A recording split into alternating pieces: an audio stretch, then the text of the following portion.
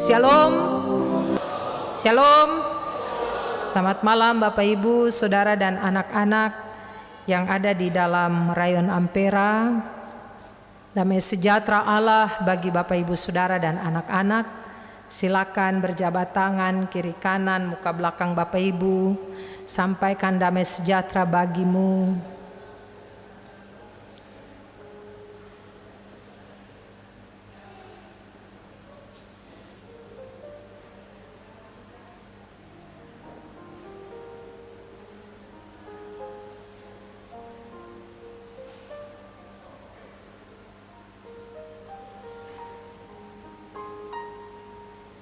Ya, terima kasih. Hari ini saya bawa kita dalam refleksi Natal Bapak Ibu, karena saya percaya tanggal 1 sampai dengan hari ini kita sudah dengar khotbah Natal banyak. Jadi kita mau berefleksi dari Lukas pasal 2 ayat 14. Bapak Ibu Saudara, anak-anak, kita tahu band legendaris, grup legendaris yang bernama Bimbo. Di sekitar tahun 70-an ada lagu dari Bimbo yang berjudul Tangan. Syair dalam lagu ini disebutkan begini: orang yang gampang memukul disebut orang yang ringan tangan. Orang yang hobi maling disebut orang yang panjang tangan. Orang yang kita percaya disebut kaki tangan. Orang yang mewakili sebagai kepercayaan kita disebut tangan kanan dan tangan-tangan lainnya. Sekarang apa sih hubungan tangan ini dengan Natal Kristus Bapak Ibu Saudara? Sebentar saya akan berbicara tentang damai sejahtera dan dihubungkan dengan tema dan subtema kita di hari ini, kemuliaan bagi Allah dan damai sejahtera di bumi, serta subtema damai Natal membawa sukacita dalam membangun iman percaya jemaat rayon Ampera. Jemaat yang Tuhan Yesus kasih, apa sih hubungan tangan dengan Natal?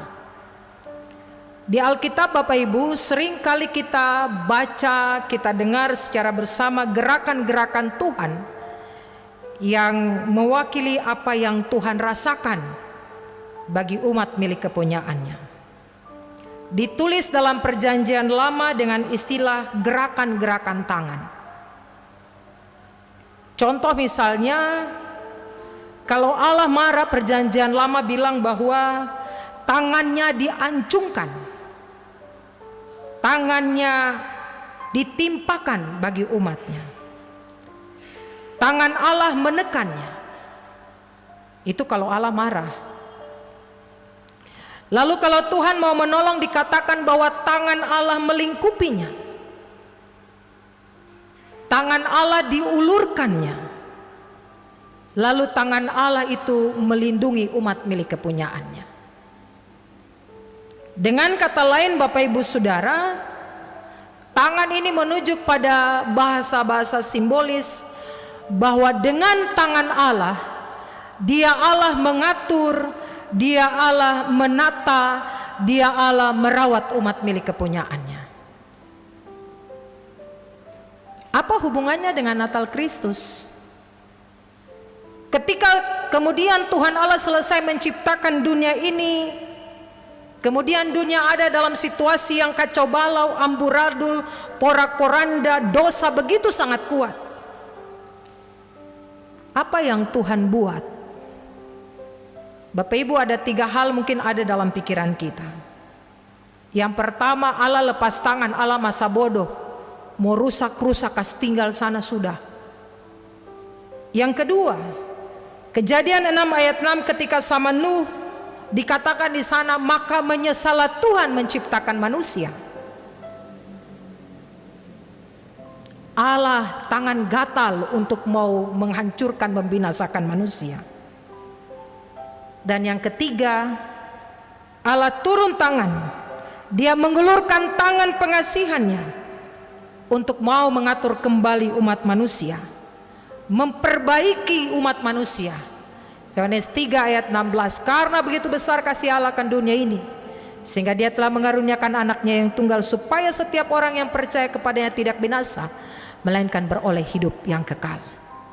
Bapak ibu saudara, peristiwa Natal adalah ketika Tuhan tidak memilih angkat tangan masa bodoh lupa dengan umat milik kepunyaannya, ketika Tuhan tidak gatal tangan untuk menghancurkan dan membinasakan umat milik kepunyaannya, menghukum umat milik kepunyaannya.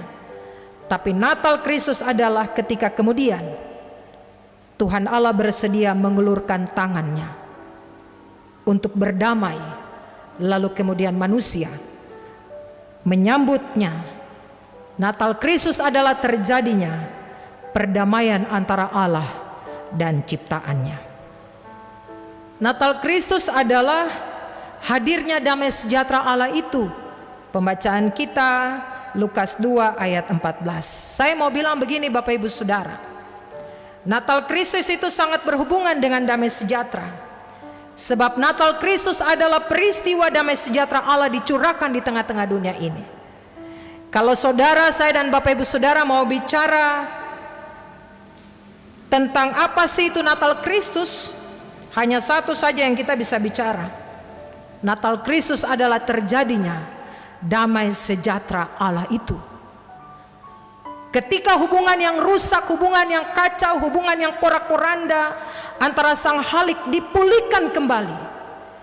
Ketika Kristus datang ke dalam dunia, maka tidak heran kalau tiba-tiba para gembala menyaksikan parade yang luar biasa besar, pujian yang begitu hebat menyuarakan kemuliaan bagi Allah di tempat yang maha tinggi, dan damai sejahtera di bumi di antara manusia yang berkenan kepadanya.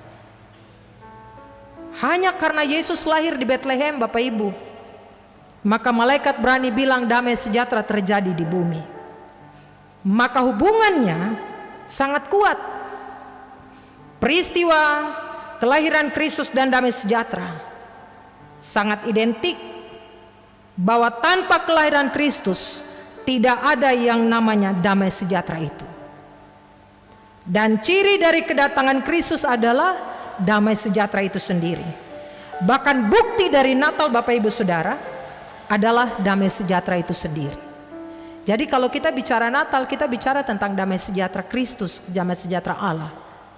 Kalau kita bicara Natal, kita bicara tentang kedatangan Kristus yang membawa damai sejahtera itu. Kalau kita mau bicara Natal, kita bicara tentang bukti bahwa Natal itu Kristuslah damai sejahtera itu. Damai sejahtera adalah situasi, suasana yang hanya mungkin terjadi pada saat Kristus lahir. Untuk itu jangan bicara damai sejahtera Bapak Ibu Saudara kalau Kristus telah pernah lahir dalam tompi hidup. Jangan pernah bicara Natal Kristus kalau kita hidup tidak pernah ada dalam damai sejahtera itu.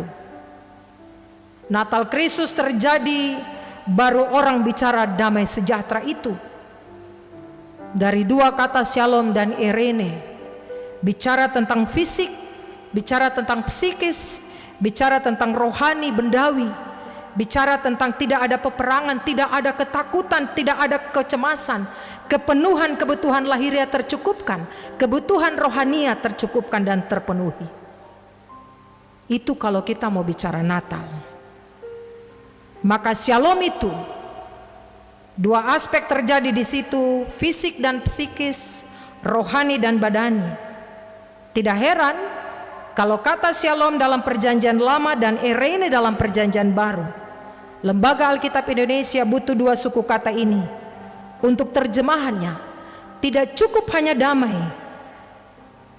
tapi juga harus ada sejahteranya. Orang tidak bisa bicara damai kalau tidak ada sejahtera. Orang tidak bisa bicara sejahtera kalau tidak ada damai. Itu berarti dua suku kata ini dia harus berjalan bersama-sama. Ada damai, ada sejahtera karena ada damai. Bapak Ibu Saudara yang Tuhan Yesus kasihi, damai sejahtera adalah bukti kedatangan Kristus. Dan kelahiran Kristus memungkinkan damai sejahtera itu. Apa efeknya jika damai sejahtera itu tidak datang? Bapak Ibu Saudara, ada sebuah buku bicara tentang 1500 ilustrasi. Buku ini dia bercerita tentang seorang pendeta yang bermimpi. Mimpinya Natal tidak jadi. Jemaat yang Tuhan Yesus kasihi, dalam mimpinya dia terkejut ketika dia sedang melayani. Dia pergi ke gereja, dia buka pintu gereja dan tidak ada orang di dalam gereja tersebut. Gereja kosong. Dia tahu gereja terbentuk melalui peristiwa Pentakosta, dan di mana di sana Tuhan mencurahkan Roh Kudus atas perintah Yesus Kristus. Ternyata Yesus tidak ada di dalam gereja karena Yesus tidak pernah lahir. Ketika dia datang kepada seorang janda yang berduka, pendeta itu dekati janda ini yang sedang menangis sangat pilu dekat peti jenazah. Sang pendeta ini merangkul sang mama janda itu dan berkata, ingin mengucapkan kata-kata penghiburan kepada mama janda ini. Sang pendeta ini tiba-tiba diam membisu. Dia tidak bisa berkata apa-apa untuk bilang kiranya Roh Kudus menolong, memberikan penghiburan dan pengharapan kepadamu. Tidak bisa, Bapak Ibu Saudara, karena Yesus tidak pernah datang. Kemudian ketika pendeta itu mau katakan bahwa jangan takut, almarhum suamimu ada di rumah Bapak, tidak bisa disebut, Bapak Ibu Saudara, karena Tuhan tidak pernah datang, tidak pernah muncul. Ketika orang-orang terlanjur melakukan dosa, kejahatan, salah, kemudian sang pendeta ini mau memperbaiki kesalahan umat milik kepunyaannya dan mau berkata, kalau engkau percaya pada Yesus, dosamu diampuni. Tidak bisa keluar kata-kata itu karena Yesus tidak pernah lahir. Ketika orang sedang kehilangan pengharapan, Bapak Ibu Saudara, hancur bisnisnya, rumah tangganya retak, masa depan anak-anaknya hancur total, berantakan. Dia datang dan berkunjung untuk menyatakan di dalam Tuhan Yesus Kristus masih ada masa depan. Tidak bisa keluar, Bapak Ibu, karena Yesus tidak pernah lahir. Kemudian dalam ketakutannya, dia terjaga, dia dengar paduan suara Ampera dan menyanyi nyanyian Malam Kudus. Dia kaget, dia bilang, terima kasih Tuhan, ternyata Yesus masih ada. Yesus lahir dan saya tidak perlu lagi ada dalam ketakutan itu. Saya hanya mau bilang begini, Bapak Ibu Saudara, ini punya dampak yang sangat besar. Dampaknya adalah kalau Yesus tidak datang, tidak ada damai sejahtera. Perbuatan yang paling sulit, paling berat yang Tuhan lakukan menurut saya adalah peristiwa Bethlehem. Buktinya Kejadian 6 ayat 6, ketika berantakan dosa merajalela, kemudian Tuhan berikan hukuman air bah. Tiba-tiba ada pelangi yang datang dan Tuhan berkata kepada Nuh, saya tidak akan menghancurkan dan menghukum dunia ini dengan air lagi. Bapak Ibu Saudara, kata-kata itu diingat oleh Tuhan Allah. Upah dosa adalah maut. Tapi ketika Allah mau menghukum umat milik kepunyaannya, dia ingat dengan pelangi janji kasihnya itu. Dia tidak akan menghukum milik kepunyaannya itu dengan air. Bapak Ibu, saya dan Bapak Ibu coba bayangkan peristiwa ini. Kalau ketorang, biar sudah. Mau hancur-hancur saja sudah. Mungkin pikiran kita betapa Allah geram. Karena setelah peristiwa Nuh, Bapak Ibu Saudara, manusia tidak bertobat, kejahatan merajalela, orang tidak berubah, dosa masih ada. Andai kata Allah itu saya atau Bapak Ibu Saudara, mungkin kita bilang, sudah kasih tampias dorang saja sudah, setelah mau dengar-dengaran, setelah mau tekun, tidak ada sisa. Tapi kekuatan yang sangat berat yang Tuhan lakukan adalah dia menahan amarahnya yang luar biasa itu.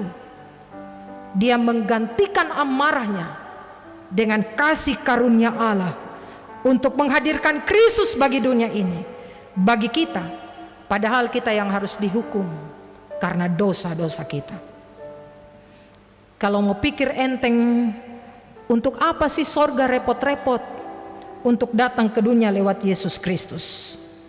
manusia tegar tengkuk, tidak ada untungnya menurut logika kita.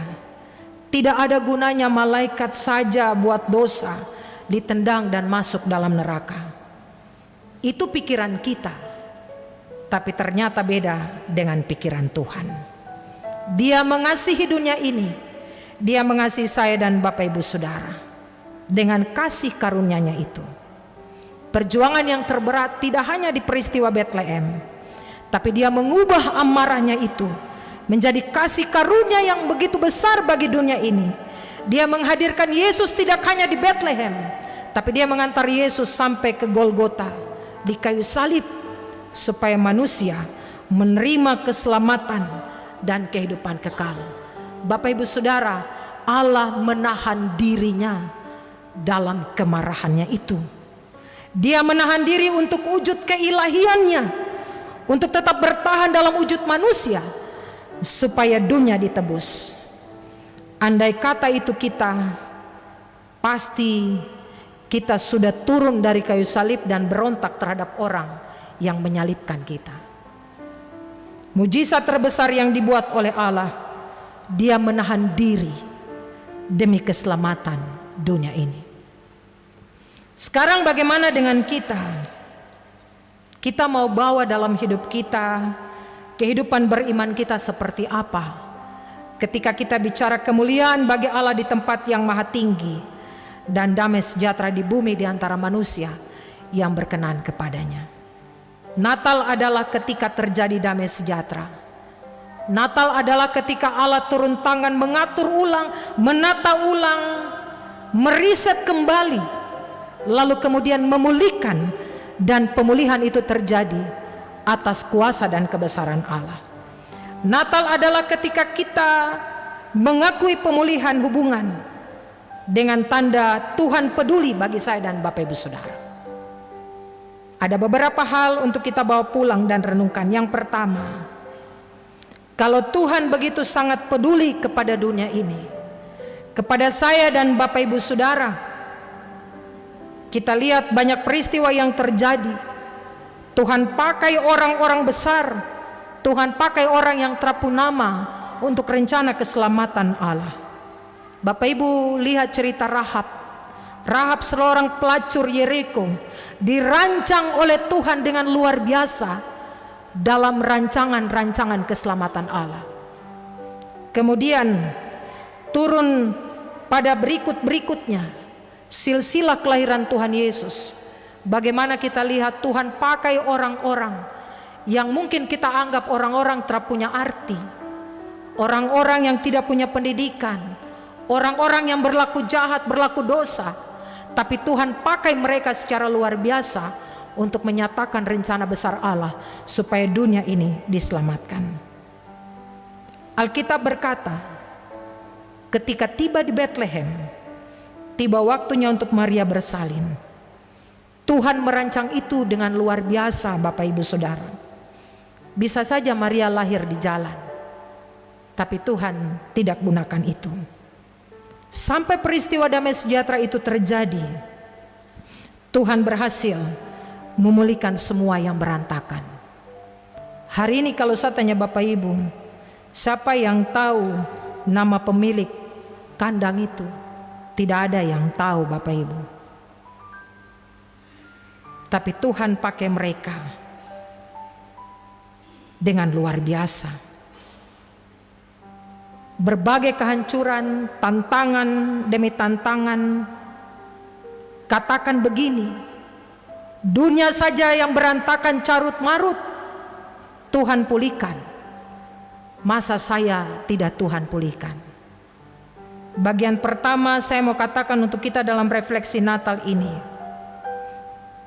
Tuhan yang sama bisa menghadirkan damai sejahtera pada kondisi carut marut rumah tanggamu, keluarga Bapak Ibu Saudara, masa depan, pekerjaan, pelayanan, anak cucu, untuk menemukan yang namanya sukacita itu.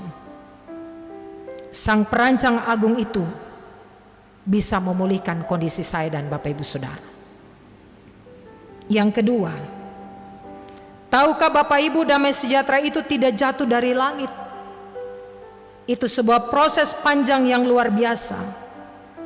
Dan Tuhan memakai beberapa orang yang punya nama, beberapa orang yang tidak punya nama. Di samping itu juga Tuhan menggunakan beberapa orang untuk proses Bethlehem. Salah satunya yang tadi saya katakan, sang pemilik kandang itu. Dia tidak ada nama, dia tidak punya identitas, tapi Tuhan pakai dia untuk Yesus lahir di kandang itu. Untuk sesuatu yang besar, untuk sesuatu yang dahsyat.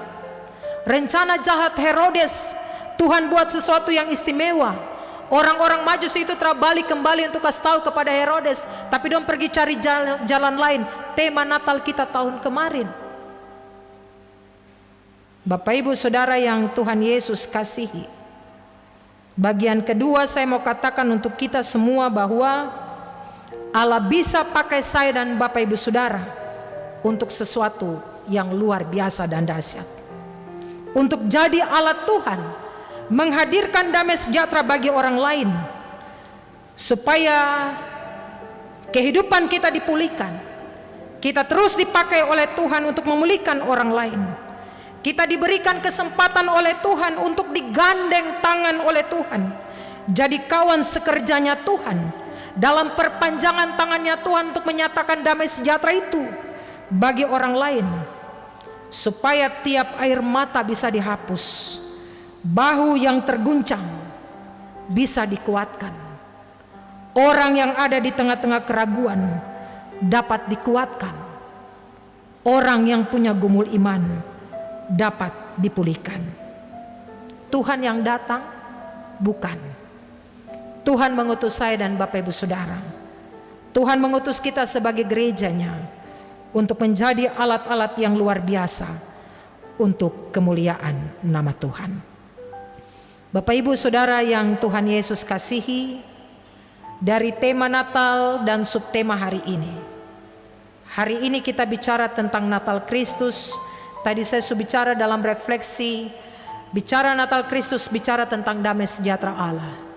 Subtema kita bilang damai Natal, membawa sukacita dalam membangun iman percaya Jemaat Rayon Ampera.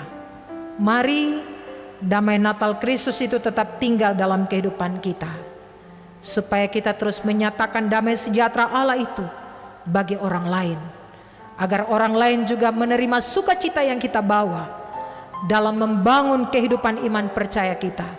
Kita memulainya dari tengah-tengah kehidupan pribadi-pribadi, keluarga-keluarga yang ada di dalam Rayon Ampera, dan kemudian membangun kehidupan iman jemaat yang ada di dalam Rayon Ampera. Menutup renungan refleksi hari ini, ada sebuah ilustrasi Bapak Ibu Saudara, cerita tentang seorang janda. Dia seorang janda dan dia seorang pensiunan. Dia ingin sekali merayakan Natal bersama-sama dengan teman-teman pensiunnya.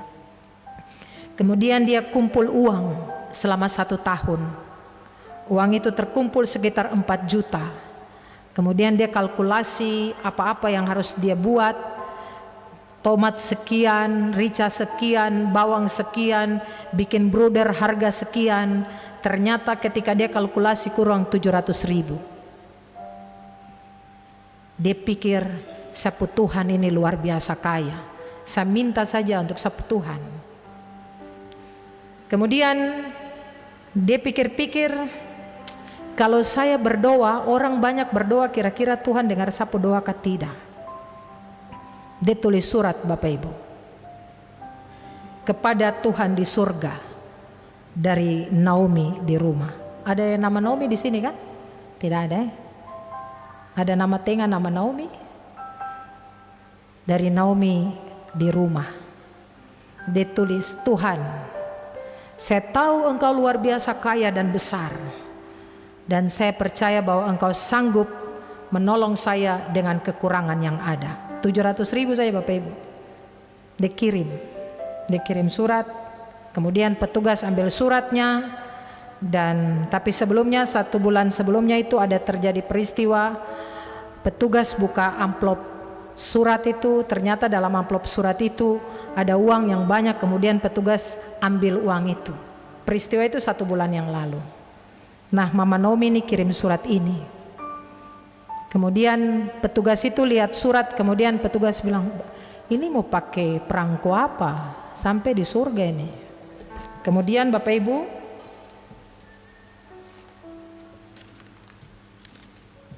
akhirnya sang ketua dari petugas ini bilang, tong buka saja, terapa-apa kita lihat. Mereka buka, mereka lihat, ternyata Mama Naomi mencurahkan isi hatinya, kurang 700.000.